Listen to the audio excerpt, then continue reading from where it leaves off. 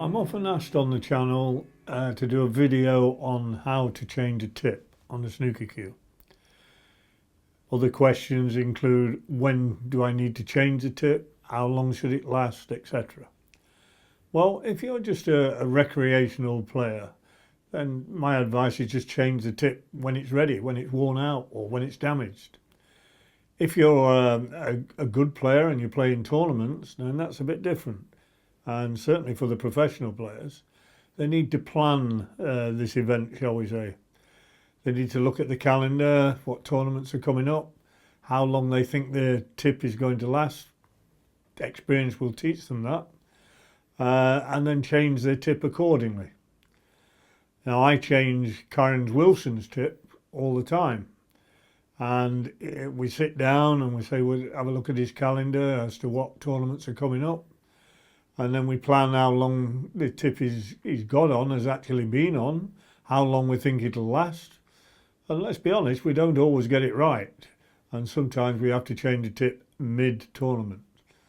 But we do the best we can, and generally speaking, we do get it right. Now, there's several tips on the market that you can use. There's many brands. We tend to use the Elkmaster brand. There's the Brunswick, which we've also tried. There's Kimui's, which are a Japanese tip, I understand. There's so many on the market, it's just a matter of personal preference. But we tend to use the Elkmaster tips. There are many ways to select a tip. Players have their own method of determining how hard or how soft the tip is. Some players tend to scratch the surface with their nail, listening intently to the sound, and you can, through experience, tell whether the tip is hard or soft. Others will dig their nail into the side, and from that they can feel whether it's hard or soft. Others will drop the tip onto a firm surface and listen to the sound. Whatever method you choose, you won't always get it right, I can assure you. I mean, I've put tips on that have lasted for weeks and months. Other tips I've put on and I've been taking them off inside 10 minutes. It is a natural product generally. Natural products tend to vary. You can buy a complete box of tips with 50 or so in there, and possibly 10 or 20 maybe no good at all.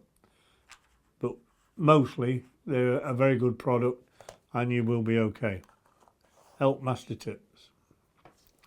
Now, what I tend to do with a tip is, once it's on, I've seen players get the ball and bash it, compressing the tip before they shape it and before they play with it. What I tend to do is I get a Q-tip clamp here and I put a tip in there overnight, and that compresses the tip. Now, this prevents me having the need to compress the tip once it's on, and it certainly reduces the playing in period that a player will need to have once the tip is put onto the end of his cue. Generally, they're pretty good. A good idea possibly to get one of these. They're available on the internet. Just type in tip clamp. And the next stage is to take the old tip off. And before I do that, I need to explain that I'm in the process of getting some new glasses. So in the meantime, I'm using this thing, which helps me to see what I'm doing. The first time I put them on, Karen said I looked as though I was going down the mine. Not to worry, so long as I can see, I'm happy. So, to take the old tip off, I've got a knife here which I've made myself. It's made from an old hacksaw machine blade, and basically it is one that is what we call chisel sharpened. It's flat on that side and sharpened on this side. Right, that enables me to keep the knife flush with the cue, and certainly flush with the ferrule when I take the tip off. So, nice and carefully, just take the tip off.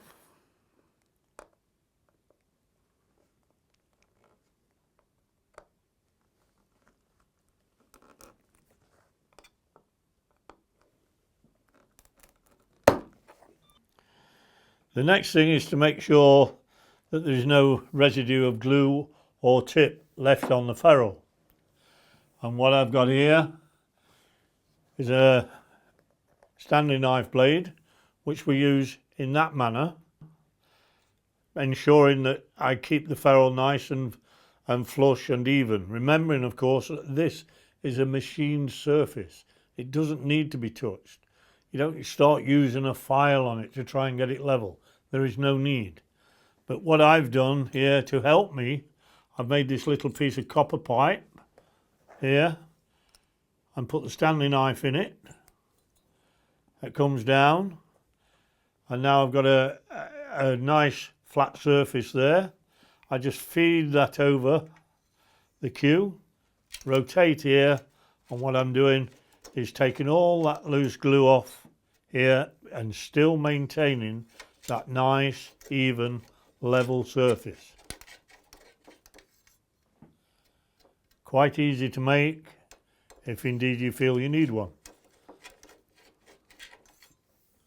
And there we have a lovely, level, clean surface ready for the new tip.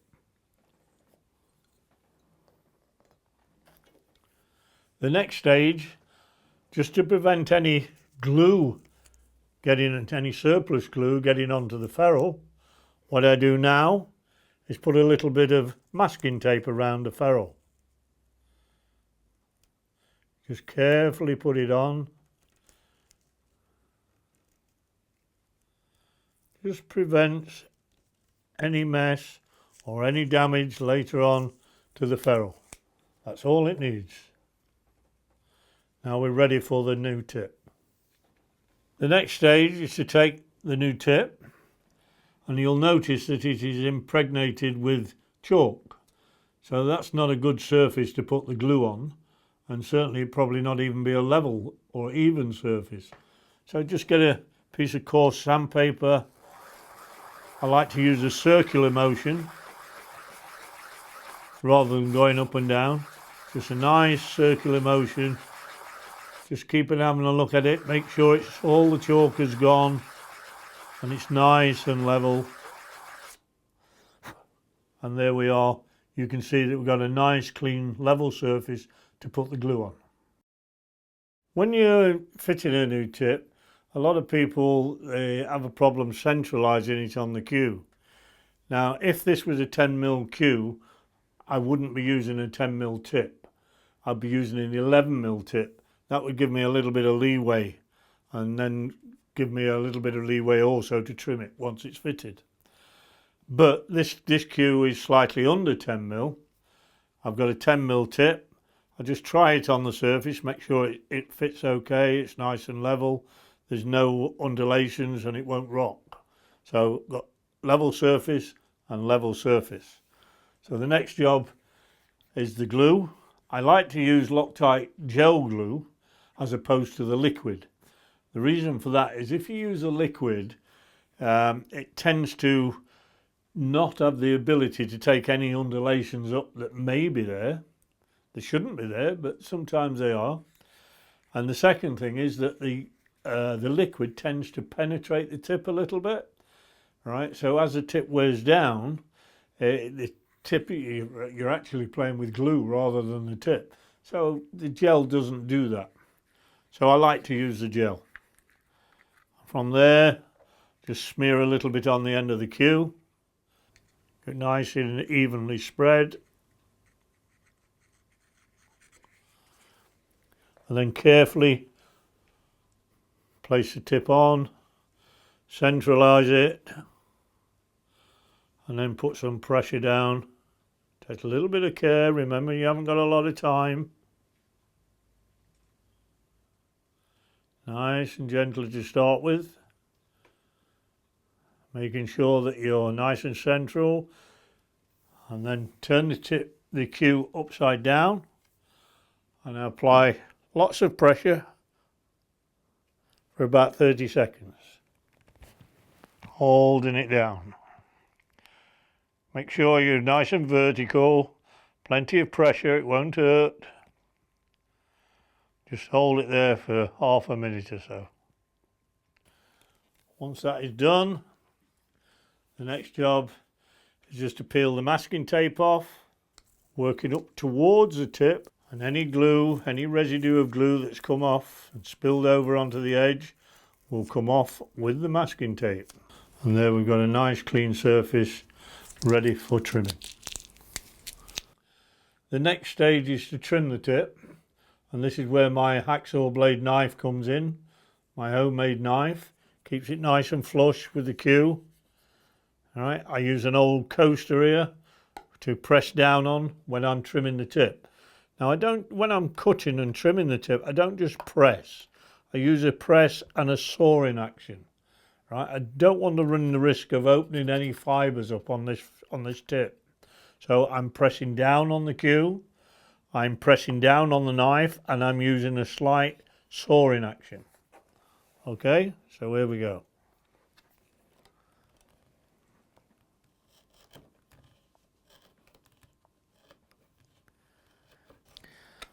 As I'm doing this, I'm turning the cue, plenty of pressure, downward pressure on the cue. I don't want to open the fibres up of that tip. Equally, I'm rather careful not to scratch the ferrule.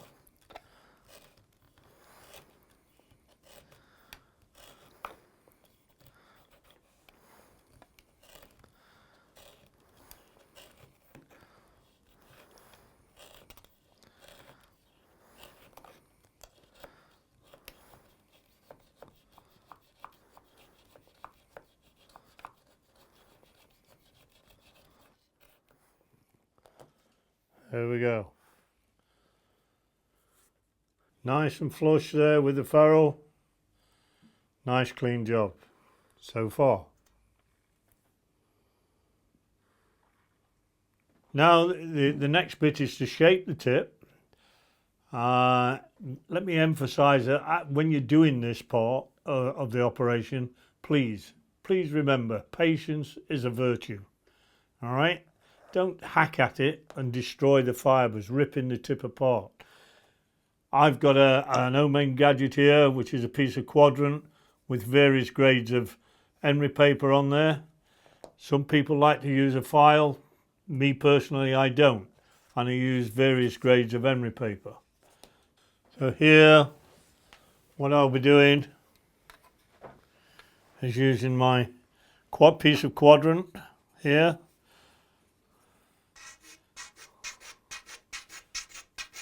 Just creating a shape on it.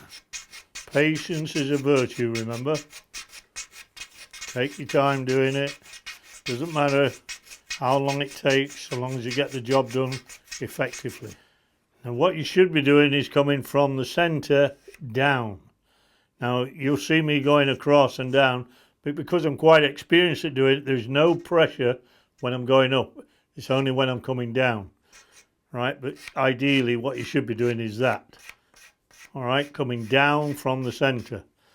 And that's exactly what I'm doing actually, although it looks as though I'm filing upwards, I'm not. Now I'll use some of my emery paper here just to create that dome.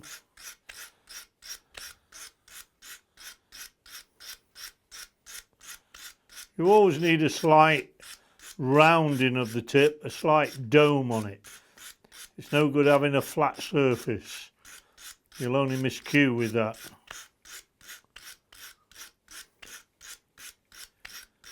I'm using various grades here.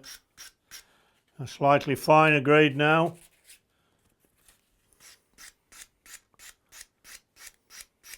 I'm constantly turning the cue, keeping everything nice and central.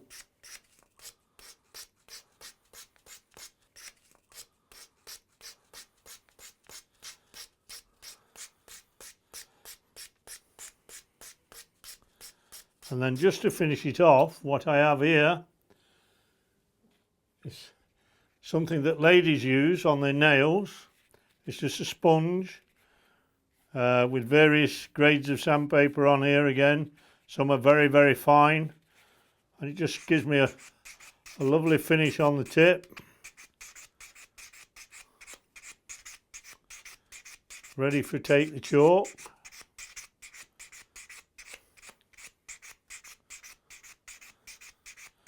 I'll just go on the edge, get one of the smoother edge surfaces, just give the edge a little bit of a burnish, and the real smooth one here, not taking anything off the tip at all now, just burnishing the side of the tip, which helps to stop it collapsing.